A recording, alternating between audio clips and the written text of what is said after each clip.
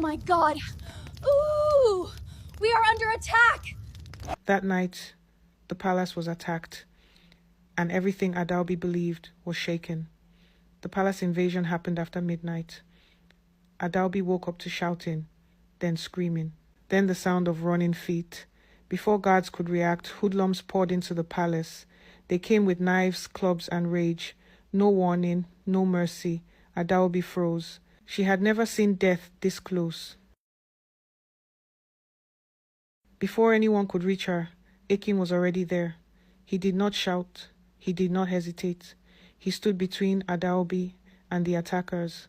What followed happened fast. Akin fought with pure instinct. No fear, no retreat.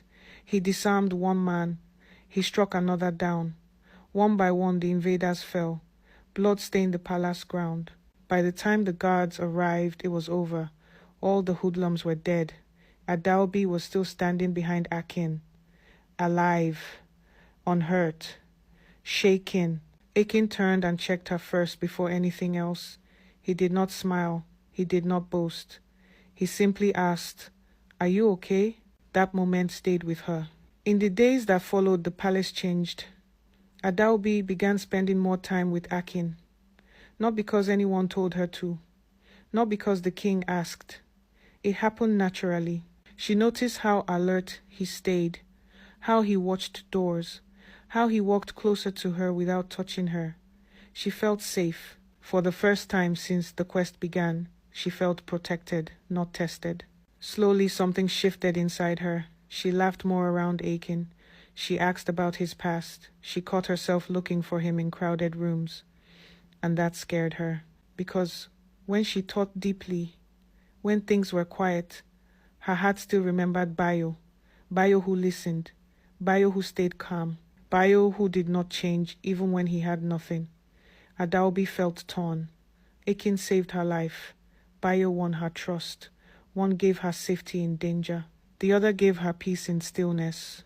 She had not told the king anything yet. But she knew one thing. The quest was no longer the hardest test. Her heart was... Haha, Kai Princess. I believed this would look good on you. Danbata did not try to impress Adaobi with words. He let his actions speak. After the invasion, Danbata approached Adaobi differently. He did not boast. He did not compete. He brought her gifts slowly, over several days, not all at once. A gold bracelet, simple and well-shaped. A necklace, light and elegant. Cloth woven far from Umoka, soft to the touch. Each time he said little. He did not say, "This is expensive." He did not say, "I am rich." He only said, "I thought of you." Adaobi noticed that the gifts matched her taste. They were not loud. They were thoughtful. That surprised her. She began to look at Danbata differently. Then she saw something else. One morning, Adaobi followed a group of men leaving the palace. They were carrying sacks of grain and tools. Danbata was with them. He led them quietly to a clan whose farms were burnt during the invasion. He did not gather the village. He did not call the elders. He knelt before the clan head and spoke softly. He gave them food to last many months. He gave them seeds for replanting. He gave them enough money to live on until the next harvest. The clan cried, not because of the money, but because they were not forgotten. Adaobi stood at a distance and watched. Danbata did not look back to see if she was watching. That stayed with her. In the days that followed, Danbata remained the same. He listened more. He spoke less. He never mentioned what he had done. Adaobi felt herself growing confused again. Akin gave her safety. Bayo gave her peace. Danbata gave her provision with humility. 3 men, 3 different strengths. Adaobi had never felt so torn. She had not spoken to the king yet, but she knew one thing. Her heart was no longer sure, and the choice ahead was getting harder. I have such a big decision to make today, and I don't know what to do. When the day finally came, Adaobi did not choose with her heart alone. The whole village gathered early that morning. Men stood quietly. Women whispered. The palace courtyard was filled. Everyone already knew the truth. Any of the three men was worthy. The king sat on his throne and called Adaobi forward. She walked slowly, calm, steady. She did not rush her words. She first spoke about Bayo. She said he showed her peace, that he was steady when others were loud, that he stayed the same when nothing was promised. Then she spoke about Danbata. She said he showed her care without noise, that he used his wealth to heal, not to impress, that he saw people who were hurting and did not turn away. The village listened in silence. Then Adaobi turned toward Akin. She said her choice was not easy.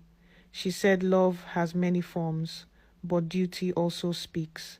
She said when danger came, Akin did not wait.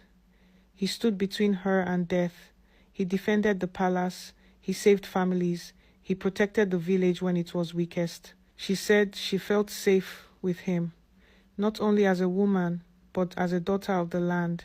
She said marrying Akin would not only protect her, it would protect Umoka. She said his strength would give the village a powerful ally, one that would make enemies think twice, one that would keep the land free. Then she said the words clearly. She chose Akin. The courtyard stayed quiet. Akin knelt immediately. His head bowed. No pride, only respect. The king stood. His eyes were full. He said Adaobi chose wisely, not for herself alone, but for her people. He said he was proud that she understood leadership, proud that she understood sacrifice. Bayo stepped forward next. His face showed pain, but no anger. He said he respected her choice, and he wished her peace. Danbata followed. He nodded slowly. He said a woman who chooses duty over comfort deserves honor, and he bowed. The village breathed again. Drums sounded, not loud, but steady. Adaobi stood beside Akin. She did not smile widely, but she looked certain. Her heart was calm. She knew her choice would shape the future, and she was ready to carry it.